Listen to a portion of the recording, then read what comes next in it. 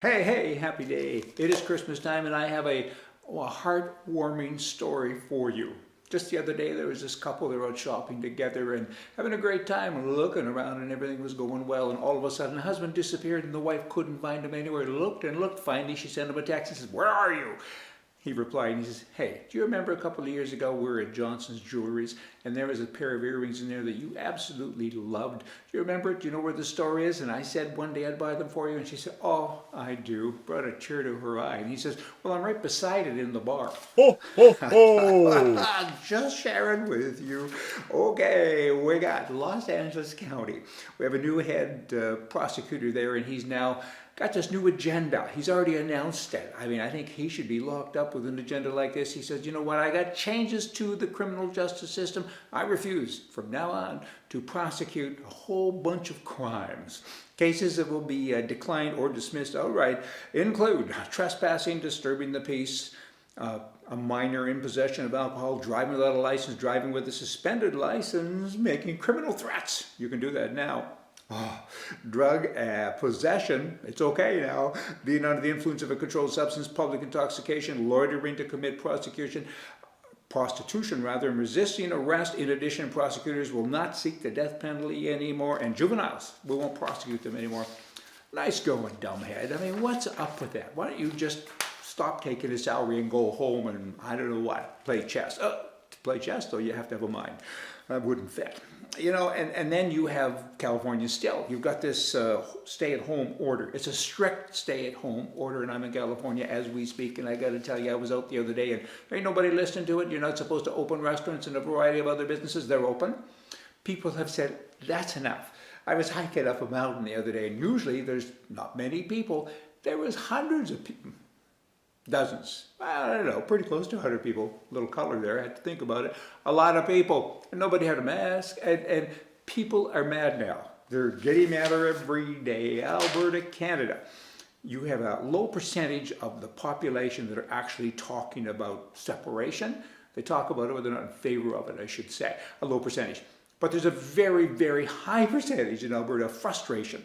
So Alberta needs a call to action. Alberta frustration needs to move over the column to, or the page, to separation. Frustration is a problem and separation is the solution.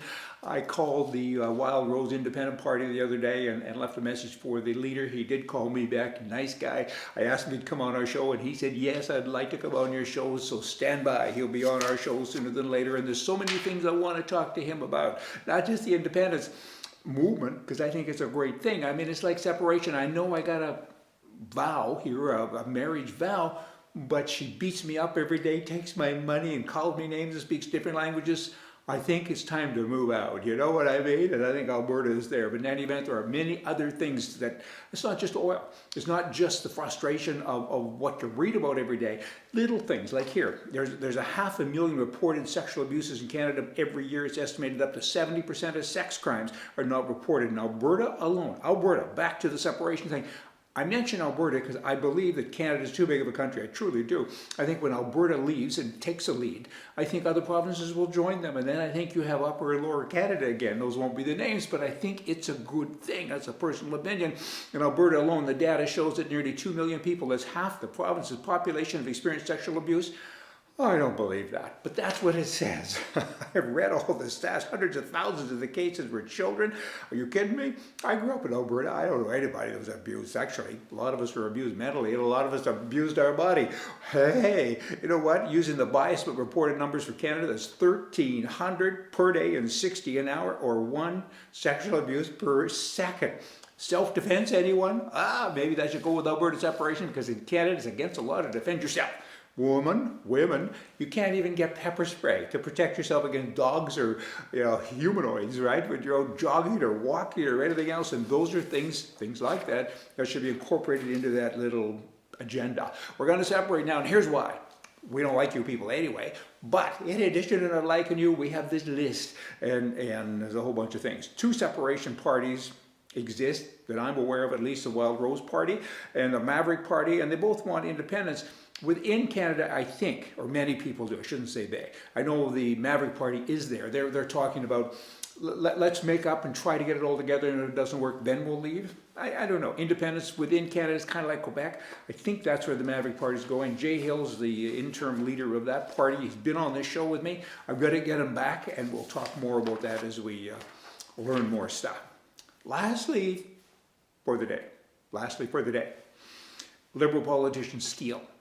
They do. Liberal politicians take money that doesn't belong to them. That's theft.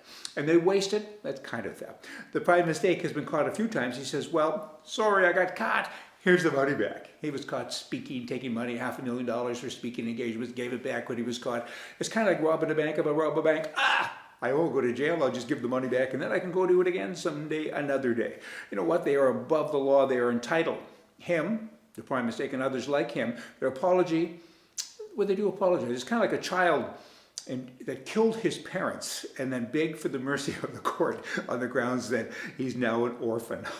They walk him on this. Y'all come back here tomorrow. We're going to more for you from the right. Oh, and by the way, Merry Christmas.